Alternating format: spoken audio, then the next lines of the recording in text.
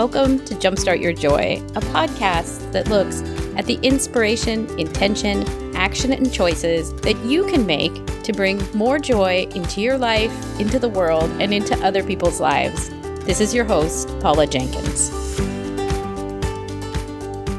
Welcome to the show. This is episode 224, and this is Paula Jenkins. I am so excited to be here with you all on Jumpstart Your Joy this fine Tuesday, and excited to have Casey Jourdan joining me in just a little bit as our guest for this week. Casey is a business strategist extraordinaire, and she works with entrepreneurs and solopreneurs as they navigate getting their businesses up and running. As you know, January is the Plan Your Year month, and I'm really excited to be looking at this topic in depth across the 8 episodes that will be out this month. And so it's a real treat to have Casey joining me because we're going to talk about some of the foundations of your business, and we touch on both the practical and the personal side of being an entrepreneur. So it's really exciting. Casey's done some really interesting work around the pursuit of evolution and how change is a part of everything that we do. Before Casey comes on to join us, I want to give you all a very warm welcome and say thank you so much for tuning in this week and always with Jumpstart Your Joy. Of course, it is a podcast that comes out now Tuesdays and Thursdays, and we look at the inspiration, intention, and action that you can take to have more joy in your life. It's a real joy to be doing the show now in its 5th year. So for each month of 2020, I'm going to be looking at a different theme and how it relates to joy. This month, January, is Plan Your Year. And in this episode, we're going to be looking at some of the foundations of business, especially if you're starting one up for yourself, which is really fun. I know I did not have a background in the entrepreneurial space, and many of you maybe didn't as well. And so how do you tackle this thing that you know you want to do, but you don't maybe have a background in doing? And so it's really fun to have Casey come on and talk about that in just a little bit. The other things that we're doing about Plan Your Year this month, if you are not already on the newsletter, you're going to want to get on there. I send out an email each Thursday, which is all about the 3 things that I find inspiring or an aha moment that I've had around the theme that the guest and I talk about. This week's going to be a really good one. I'm excited to share it on Thursday, but you need to be on the newsletter to get it. Those are super secret episodes, only by subscription. And on Friday, the 17th, I will be doing a free workshop online, and we're going to be doing a 10 in 3 together, which one of my favorite planning tools on figuring out what are my priorities over the next 3 years and what do I want to focus on for this year. It sets you up for a great amount of success over the next 3 years, and we'll talk about mindset around that too. You'll get to hang out with me for an hour. So sign up for the newsletter at jumpstartyourjoy.com and you'll get all the information right there. So I'm really excited about this interview with Casey. She is a true delight, and it was a treat to get to meet her as well. This interview has a lot of juicy, good things in it. What I really love talking to Casey about is we do have a very similar path. At one point, we both studied or were a part of religious studies, and she wanted to be a minister. We also talk about a transition from 9 to 5 and how you kind of find your way. Both of us have a background in coaching. Hers was fitness coaching, mine's life coaching. How do you find your way into a business if maybe specifically coaching isn't the thing that you want to do and you're looking for something that you can use those skill sets with and also bring about your very own business that has your thumbprint on it?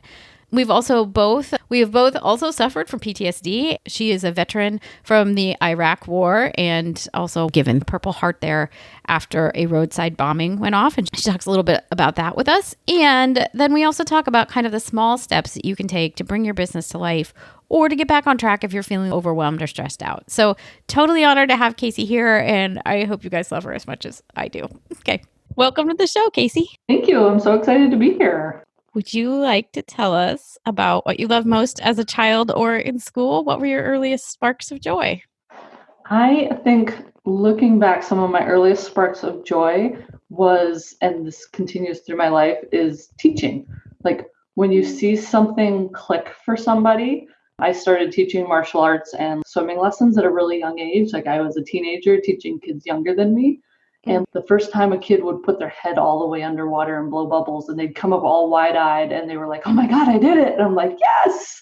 Like I love, have always loved when things click and somebody else has a win.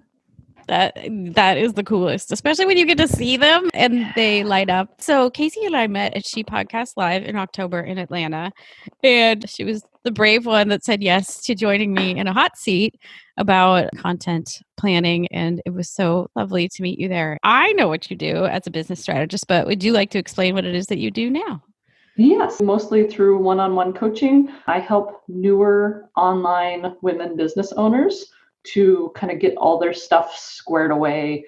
That first few years of business can be so overwhelming and lonely and scattered and squirrel. And I help kind of take all of that. I help them take a deep breath and focus that and kind of plan both long-term and short-term on how to get the ball rolling the way they want it to in their business.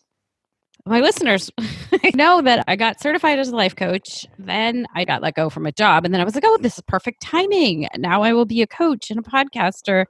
And about 9 months later, I was like, now the money's gone. And now I have to figure out something else. So I very dutifully went back to what I know, which is project management. And I got a 9 to 5 again. And that was fine for another couple of years. And in January, I went out on my own and now I'm fine. And I've got it figured out. So, Right. yeah, it takes a while. And that was the big missing piece. What do you see people coming to you about? What is the big missing piece for them? Patience. Yeah, patience is there's this perception of everybody online is an overnight success, and I just have to be really good at what I do, and I just have to have a beautiful website or a really curated Instagram, and the money will start rolling in. Or like you said, like having the certification, you might be the best life coach in the world, doesn't mean the money's going to start rolling in that fast. And so a lot of people 6 months in are ready to quit because they didn't realize like this is starting the business, the starting phase can be like 1 to 3 years. And like 90% of online businesses don't survive the first year. And I think they're expecting to be profitable in the first year. And the reality is if you can hit the end of the first year and be paying your bills for the business, you're winning. I just interviewed somebody on my podcast, and it took her a full 3 years to replace the income that she left working full time in her business. And like that reality and like, slow down, we'll get you there one step at a time. Yeah. I had even created a severance package for myself when I left that other job. So I had a little buffer that I then spent, which is fine. That was what it was there for. Lessons learned. I don't have any regrets whatsoever. How do you make it into that end of the first year? That's like the biggest question ever. Right. It depends on the person. So I was already home full time. So for me, it was kind of, there wasn't the transition of like leaving one job to come stay home. I was already home, but I needed an investor. My husband and I invested in the company, and then my mom is also an investor, so that I could pay the bills and it wasn't like coming out of our family income month to month, kind of give us that buffer. Some people, it's like you've got to keep the job and do the side hustle game for a while. Or some people, it's leave the 9 to 5, go get a job as a coffee barista and build your business on the side of that. So you have part-time work, but like the bills have to be paid and you have to eat. That's number one. Number two is then how can we morph around that given your particulars to get you to where you want to be. Yeah. And I was grateful. I mean, I'm going to admit that it took a lot for me to embrace the gifts of what my longer running career in project management had been, because I think I hit the wall of like, no, I'm not doing that anymore. And then I'm like, but wait, like it pays well. It's reliable. It's in need. I'm in the Bay Area and with a tech background, I could always go back to it. And that's a blessing, because if for any reason I decided that this right now isn't what I want anymore, then I've got this thing. Right. So for me, my first business was fitness coaching.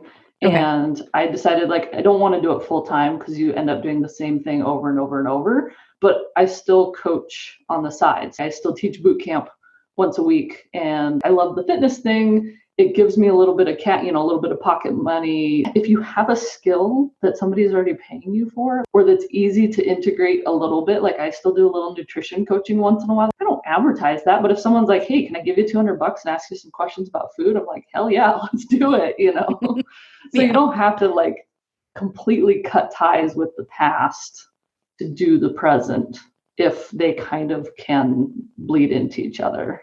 Yeah.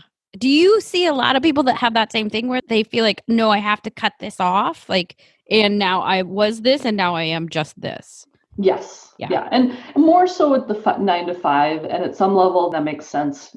A lot of those jobs are corporate jobs. Once you leave that job, you can't do that thing. But there's still a lot of those skills that you could potentially carry over. But yeah, some people are trying to get away from an industry. And so there is that, like, I want out of this industry now. And it's like, all right, like we can do that. It might be a little rougher to just completely cut off and dive in, but it's absolutely doable. I think that ties really nicely into kind of your overarching framework of the pursuit of evolution. Yes. You want to explain how that process works or how you arrived at that framework? Well, those are two very big different questions. So the short story, and I know we will come back to this, is I was wounded in Iraq in 2004, and I have post-traumatic stress, a brain injury, and some permanent joint and nerve damage, and have had to do a lot to learn to live with that over 15 years. And then in more recent time, my husband and I went through some major infertility struggles and are living child-free, not by choice. Like, we chose to stop pursuing treatment and move on in life without kids. And I realized as I look back on that, it was originally deemed the 7 life lessons I learned from being blown up. And I realized that to move through those things takes a different mindset. And I've actually been able to create kind of 7 steps. And now those apply to everything. I've applied them to my business. I apply them to launching a product, major life decisions, kind of everything can fit within these steps. And the pursuit of evolution being that we need to keep striving and we need to be excited about change and the opportunity that comes with change instead of dreading it. And we need to like lean into it and embrace it and like fully explore it instead of saying, but that's not what I want. Because with the infertility stuff, like we ran out of options and that's not what I want. I don't want to not have kids. But through the pursuit of evolution, through kind of leaning into that, now I see all of the amazing opportunities that I have by not having kids and being in a double income, no kid household. Like, it's not better or worse. It's just completely different. And I have to be open to exploring that. Yeah. That's amazing. Another recent episode is with Jennifer Loudon, who's an author. And in her next book, she's talking about getting your bother on. And I was like, what the hell is that? And it was one of those things. It's got a little nuance that's similar to what you're saying, is around when something begins to bother us, what's our response to it, and how those things, and I'm not saying these are simple bothers, right? And neither is she, but like the things that start to get under our skin and that cause the hardships and the angst and all that, then become, as my friend Christy Tending would say, the grist for the mill, because then you have to work through it. Yes. And no, you might not like what the outcome is. I'm jumping through all these people, but Randy Pausch of like, it's not the hand, it's how you play the cards. So right, exactly. And it's not always the big things like getting blown up or infertility, like even the little things. Like I used to have a drop ship t-shirt company and I shut it down about a year ago to focus on the business strategy stuff. And I just can't get the idea out of my brain. And it just keeps niggling. And so like, I was like, screw it, we're reopening the t-shirt company. Like, I don't know when it's going to fit my schedule, but I have this thing that I just can't let go of. And so I'm leaning into it. We're going to try it again. I'm completely rebranded. It's actually all like infertility aimed, like sassy, sarcastic. There's going to be an element of infertility support, like within the community. I don't want it to just be shirts and like, can't get rid of the idea. So let's lean into it. Let's try it. Let's see what happens if I do it this way. Yeah, I love that very much. I love that you are exploring what is the next thing. Like, what does this mean for you as a person here on the planet? And like how, because it changes you obviously in a deep way when fertility becomes a thing that you're exploring. When do the shirts come out? The Instagram is up and running. The shirts are hopefully in the next week or two. I'm going to start putting some shirts back online. Plug it real quick. It's at The Awkward Infertile if you want to check it out. I love it. Okay. Yeah. Cool. The Awkward Infertile. I'll link up to it too. Awesome. Thank you. It's really what you want to make of it. Like I don't want to see myself as broken because I'm a disabled combat vet. I don't want to see myself as broken because I can't have kids. Like we don't always get to control the outcome, but we get to control how we look at it. And that is sometimes more important than the actual outcome, in my opinion. Yeah, that's really what evolution is in so many different ways. How do you feel having that series of kind of steps of different evolution? How do you apply that to business? Because I'm sure there's so much crossover of how you've experienced, like you said, things that didn't necessarily go the way you would have ever thought they might. I kind of broke it down into 7 steps. And one of the first step is owning your story, whether that's like whatever brought you into business, what you love, what you're passionate about, like own that. Because if you're not passionate about your business, I'm not going to want to give you money to do that thing. Right. Think about the people who you are excited to buy from or the products that you're excited to buy. Like they own what it is they do and what they offer. One of the other steps is baby steps. When I was in like kind of the deepest, darkest pits of post-traumatic stress, there were days that literally getting out of bed, taking a shower, putting on clean pajamas and crawling back in bed was considered a successful day. And when I could do that for days in a row, then it was taking a shower, putting on jeans and sitting in the living room. And then it was going to Walmart at 2 a.m. because I didn't like being around crowds. And so there was these itty bitty steps, but every step got me one step further into recovery. And the same in business. Like some days it's, we look at the big thing. I'm getting ready to launch a membership in January, and you look at it as a whole, and it makes me want to curl up in the fetal position and give up on life. Right. And so I have to break it down super, super small. And so some days it's like, okay, I am going to outline the first 5 minutes of video 1. And that's all I'm going to do today. And then I can go on with something else. And like looking at those itty bitty steps, the baby steps being another one that I go back to a lot, especially in business. Yeah. I feel like people, when I've coached them about whatever it is that they're starting or wanting to begin, oftentimes it being a podcast even, is that they get so wrapped up in like the end goal that becomes overwhelming. And then they're not sure, like it just freezes them. Yeah. And having had an experience with PTSD myself, mine was through the birth of my son and a very prolonged labor, but I can relate to that thing of like, it seems overwhelming that I would be at the stage where I could then even go out and get cupcakes.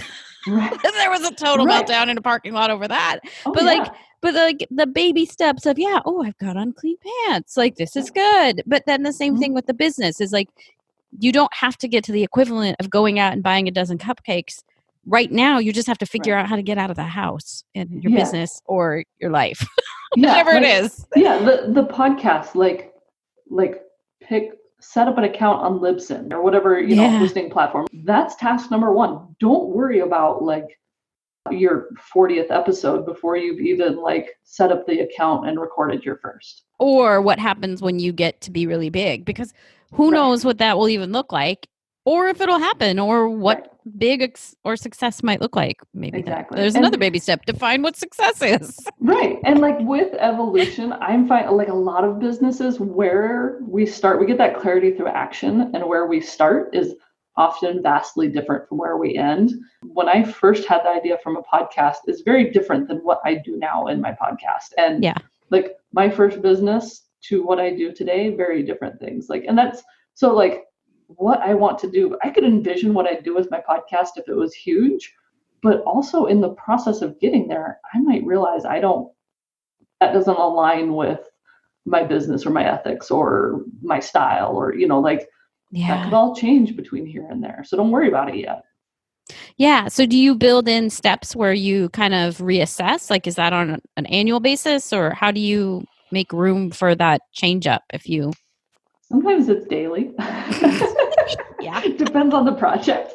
It's an ongoing, always checking in. The minute I start to feel off or feel pulled, like with the t-shirt company, like that I have to stop and listen to that voice. And Mm-hmm. some of that comes through, I do like quarterly planning. So when I sit down and do like my 90-day plan, there's a certain like, okay, what worked last quarter and what felt good and what felt bad? How do I bring that forward? And so a lot of times those evolutions will happen there. And sometimes it's just okay, this has been nagging me long enough. I am going to go do it, or I'm going to stop doing it. And Yeah. that's it. Pull the trigger. Yeah. I love that you like are mindfully making room to listen to the emotion and the feeling about it that you have about things. Because I think so many people just move forward saying, maybe it's like a guru or the hustle method or whatever told me to do this. And so they kind of blindly follow through on steps that are not making them feel good and are probably not making them much money. When it's like, I'm just doing things with no clear reason, or like you said earlier on, no clear passion behind it, then it makes it really hard to sustain it. And I haven't found that's where there's any financial success. Exactly. Yeah.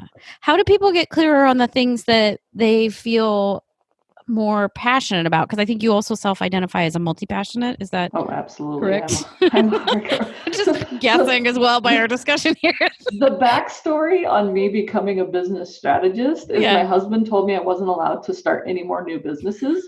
So I started a business helping other people start businesses as a loophole for that whole thing. I love getting to tinker in other people's companies because I'm not allowed to do it myself. But yeah, it's I don't know how else to say it, but listen to it and then go test it out. So like with me with the fitness stuff, like I realized I love fitness and nutrition. I love learning. It's super interesting industry. So I went and started that, and I dove headfirst and started a business. And then I was like, oh crap, I don't want to do this full time. Like, yeah, it's kind of too much. And so for me, then I adjusted course and kind of backed off. But it's something I'm passionate about, so I've never stopped doing it. I still coach on the side, and like sometimes it's like just go try. If you don't know what you're passionate about, go try a whole bunch of damn things, like and find out. And eventually one of them will click, or you'll find a whole bunch of them that click, or you'll bounce around between them. Like there's no right or wrong. Yeah. I like that a lot. And I know both from experience and talking to other multi-passionates and Emily Wapnick, who wrote How to Be Everything. There's something also about one, looking for the mashup of like all those things that are the through line. But also the thing that was really freeing for me was not feeling like I had to get to the natural completion of something, meaning I don't know exactly what that means, but maybe I pick up something and I'm learning something from it, but it's okay to let it go when I'm done with it. Like I don't have to be done because I didn't become a professional flautist or something. Right. You don't have to actually publish the novel to enjoy writing, or to find out that you don't like writing at that level. Yeah. Mm-hmm. I found that if you look back from all the way, I thought your question at the beginning about, childhood, what sparks joy is really interesting, because this was something someone else, I don't remember who, kind of pointed back. If you look at all of the things that you've ever done, especially as a multi-passionate, what is the common thread? And I look at like woodwork, I've done woodworking, I've done the t-shirt business, I've done coaching, fitness coaching, nutrition coach, but like a lot of them, there is a teaching component and there is a giving component. And I love seeing people learn, and I love seeing them get something from me and be excited about that. And so it's like, whatever I do, as long as I make sure, if I ever take a job that doesn't have a component that involves teaching, I'm going to hate it. It's a given. Yeah. I have to be teaching, coaching, giving at some level all the time. Yes. And I think we are very similar in that way. I have also not been totally clear with myself, or hadn't been for a long time, on what the value, like if we get into value-based kind of directions, a la Danielle Laporte, like how do you want to feel, and what's the value that's tied or attached to that thing?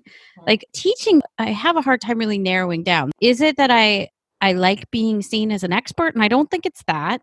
Right. But if I'm not allowed to be a consultant or a teacher or something in a role, then I try and force it in. I watch myself do it. Like I can step back and be like, oh, there it is. And it's not coming out well.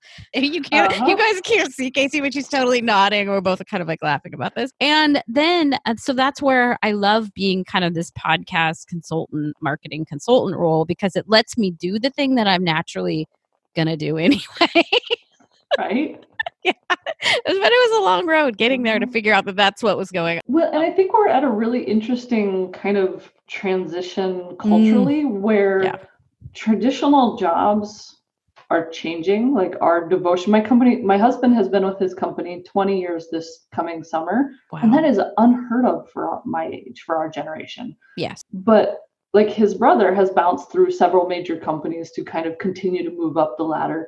And I made up my job. Like at some level, like business strategist is a thing. People know what it is, but like a lot of people don't know what I do. And I have to explain to them, and they're like, so you work online?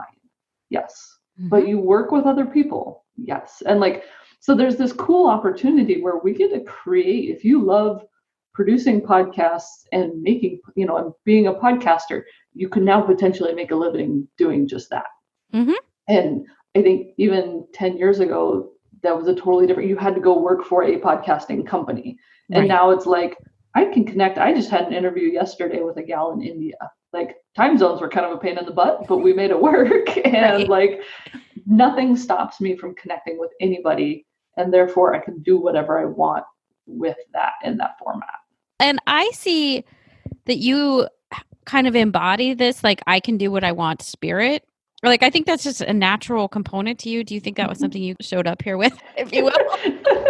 Yes, I lost it for a lot of years and I have had to fight to get that back. When I was younger, when I graduated high school, my mom got me a display case for my shot glass collection, even though I didn't drink when I was that age. I like collecting shot glasses, they're pretty. And the little plaque at the bottom of it said, "It's all good." And that was for a lot of years my life motto. And it's like, cool, I'll figure this out. I want to do this. I'm going to figure out how to make it work. And like, I'm going to pursue my own path. And if society tells me otherwise, then I'll tell them where they're wrong. So where do you think that people get stuck along the way? Because I think it was clear to me after I figured it out that, yeah, entrepreneurship's probably a great route for me. But I think there's a lot of messaging around the shoulds of like, we should work at a 9 to 5. Like, I don't know that my family even still totally understands it, that I don't want to be in an office building. I don't know. Where do we get stuck? Do you think a lot of people that get stuck thinking I can't be an entrepreneur because the shoulds are too big? Yes. The two things that hold people back are the shoulds and the fear. So I should work a 9 to 5, or I should hustle. If I'm going to be an entrepreneur, I should be hustling 24/7, and then they hit burnout and they don't survive that first year. So the societal expectations of what a job should look like and how we should provide for our family, I think is a huge one. The other one is fear. And like, we are biologically, anthropologically designed to stay in the status quo.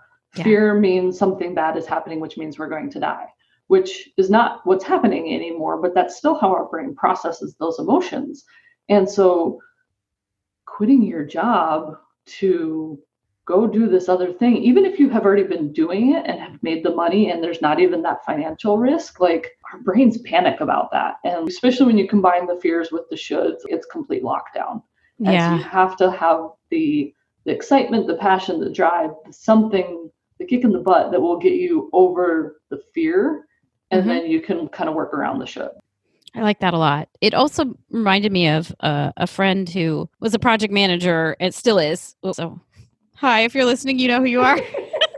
But who said something about, I can't believe you're doing this because you have no safety net, which could have made me freak out.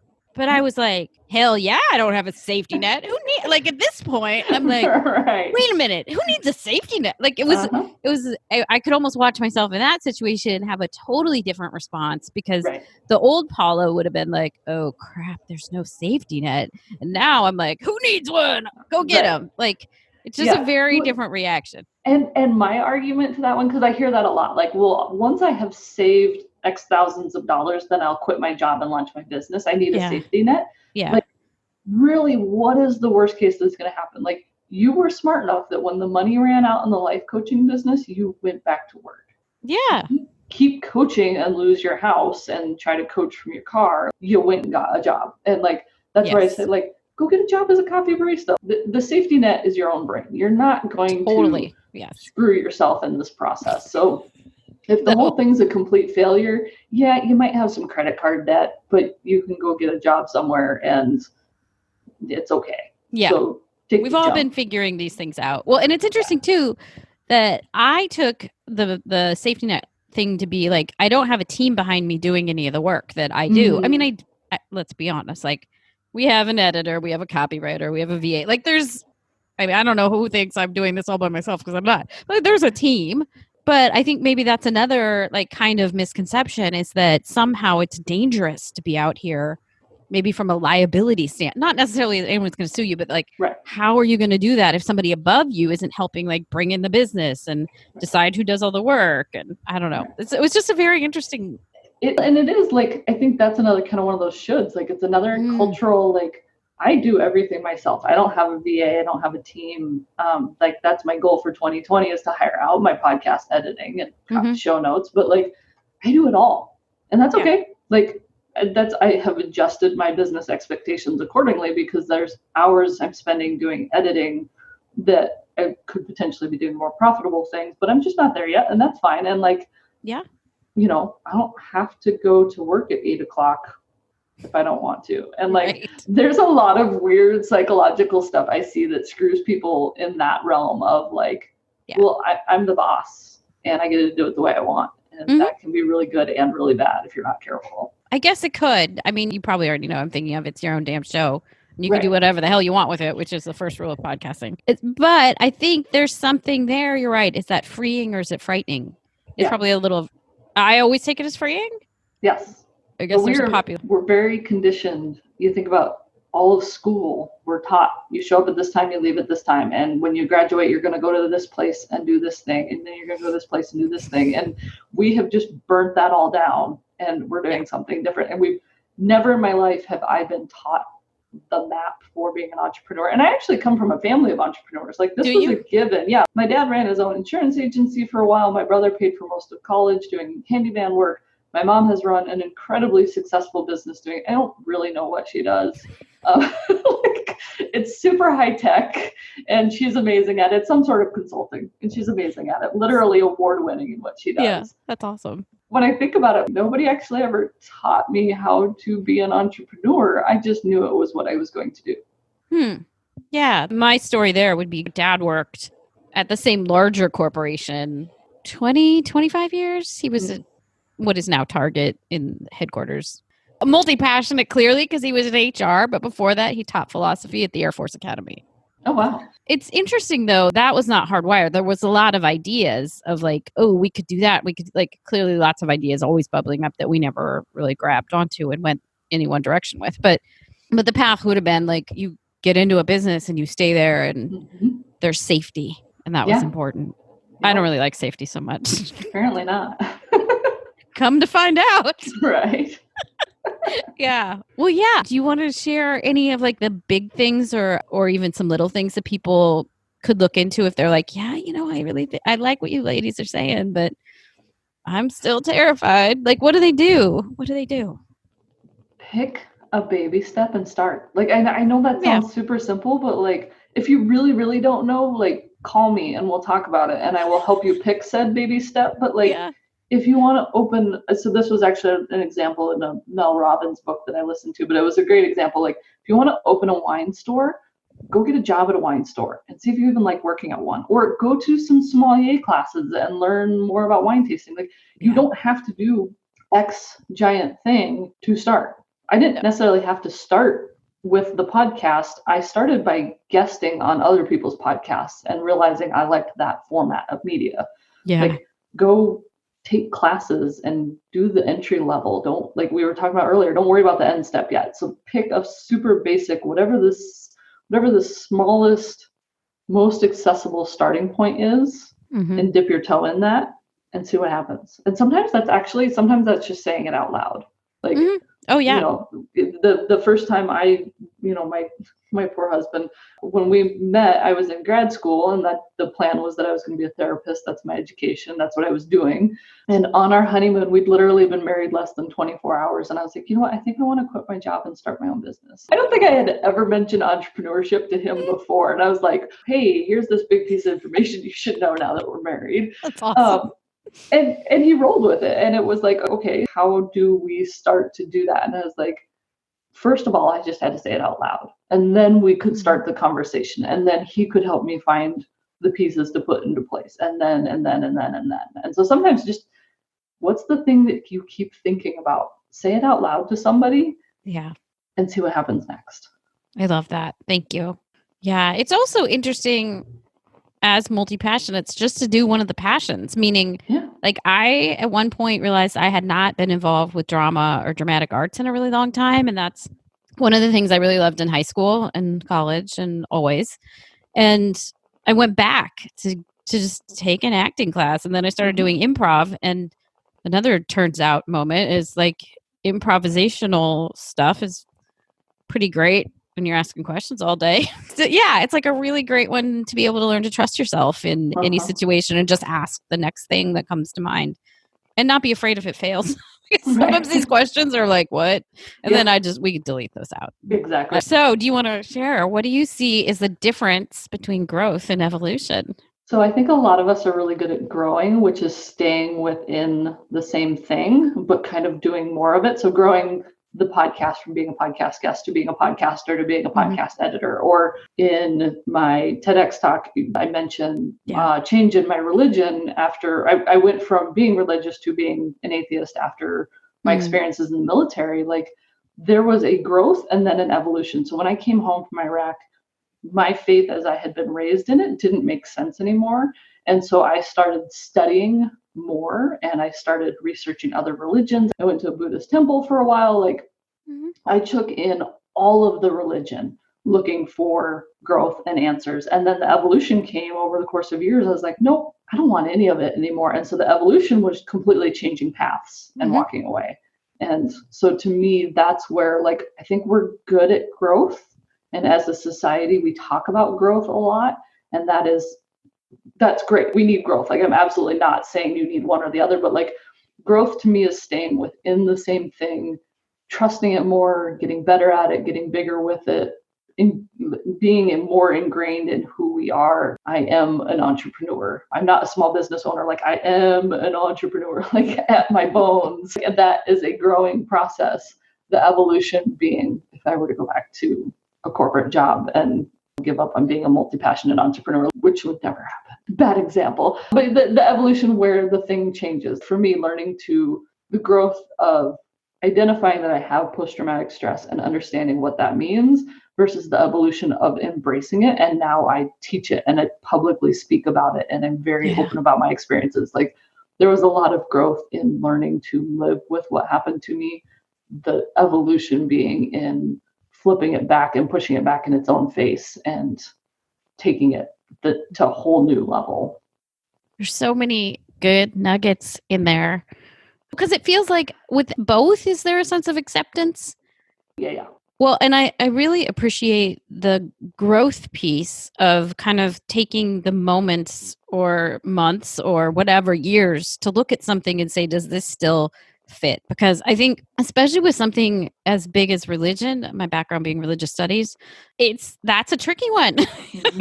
That's a journey because we get born into usually a system that is very defining and that is very closely interwoven to who we are. Like there's a lot of identification of this is who I am and my family is, and this is what we believe. So I think that's amazing that you were able to hold it all out in front of you and say, but is this really what I believe? Right. Yeah. And I had actually been researching seminaries. My plan was to be a career chaplain in the military. Oh, wow. And like, so it was like, people were like, well, how'd you do that? This was like a 5 or 6 year process. And once I knew that's the path that I was changing to, the evolution that I was taking and evolving away from religion, then there was still like, gosh, I think it was a year and a half before I actually said the word, like that I'm a humanist, before I said that out loud. And it took me another couple years to be able to say that I was an atheist, because like I had to then grow into this new thing. Like I'd made the evolution, but now I have to grow into it. Now I have to figure out how it fits in my life. And now I'm doing another round of growth where I'm like, all of the coaches that I work with, like my favorite coaches, they all have some level of like woo-woo. And I'm like, okay, they're all doing better in business than me. There's something here I'm missing. And as a good skeptic, I think I have to go through trial and error. So I'm like, all right, so like I'm exploring some kind of woo stuff, some of the crystals and oracle cards and reading some books about Buddha and brain structure. And I'm like, cool, let's go down this path. Like, does that mean I'll evolve and change? No, maybe, who knows? But Yeah. my growth in what I believe and how I interact with the world, this is the next step. Oh, I love that. Yeah. That's also the similarities of our, it's crazy to me. Yeah. I mean, so part of my religious studies journey was at Yale Divinity School, which is a seminary. Yeah. So I was a Master of Arts in religion. So not, what ordination track. I was, Right. this is just an academic pursuit, which no, it wasn't. What is really an academic pursuit? But yeah, it's funny because there was a lot of growth and evolution in that. I thought I wanted to teach religion. Yeah. And I mean, maybe in my own way, I kind of am. I don't, it's a mindful choice not to really bring in my own distinct beliefs here. I really love that you're just holding space and like letting it be whatever it's going to be, it will be. Yeah. If somebody wants to find out more about you, where can they find you? And yeah. Two best places to find me are my website, which is CaseyJordan.com. And Jourdan is spelled Jourdan. Every time my husband does something annoying, I'm like, I'm going to change my last name and spell it right. Like, it's a common last name with a weird spelling, but Jourdan or Instagram, Casey.Jourdan, same spelling. I'm on Instagram quite a lot. I love chatting with people, pop into my DMs. I love hearing from you. And I will link up on both of those. And do you have anything that's like coming up that you want to share or programs you're going to be doing? I am getting ready to launch a membership in January. It's going to be half Instagram course, half business building skills. I'm partnering with a really good friend of mine who is kind of my unofficial Instagram coach, and she'll be teaching Instagram.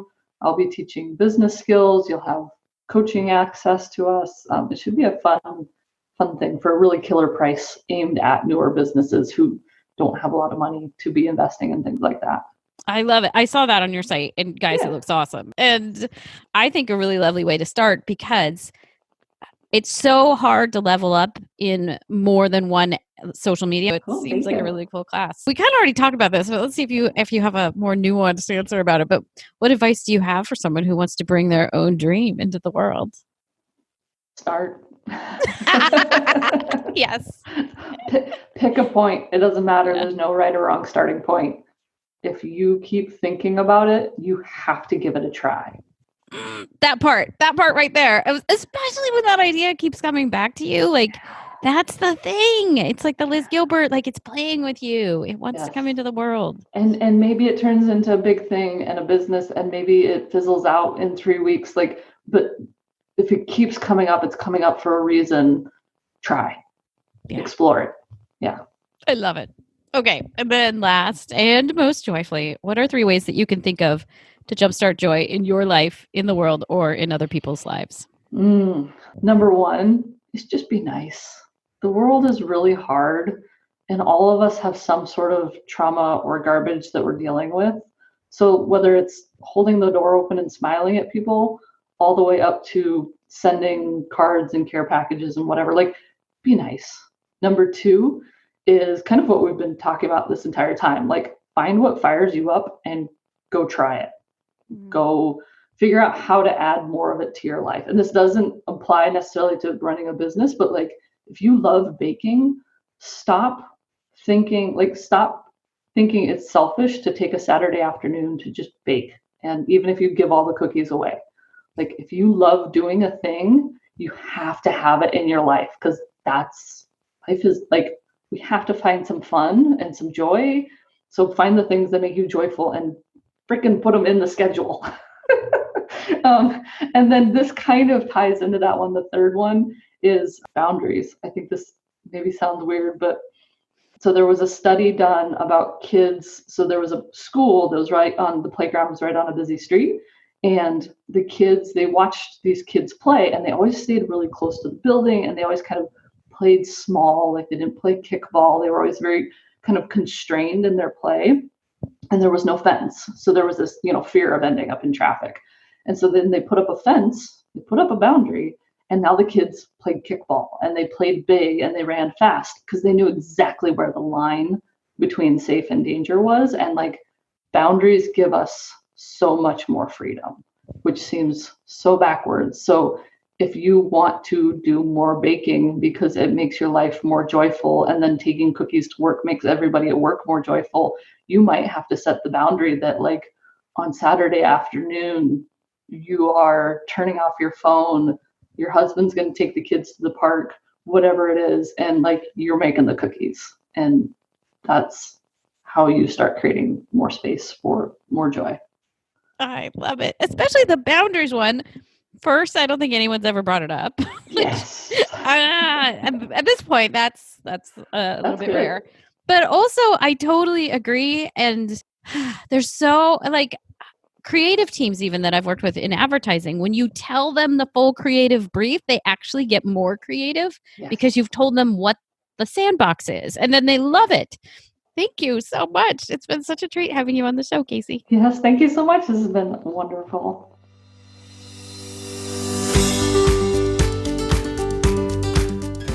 Thank you so much for tuning in this week. If you want to find out more about this episode, including links to the things that we've talked about, you can find the show notes at jumpstartyourjoy.com.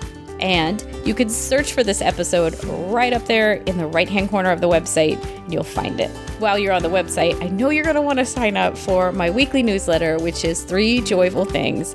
It's where I take a look and give you guys the behind the scenes of what I'm really thinking about with each episode, including the inspiration, intention, and action, along with the choices that you can make in your own life to bring some of the things that each guest or I share into your everyday life. So it's a lot of fun. You can find the sign up for that off the homepage or within the show notes of every episode.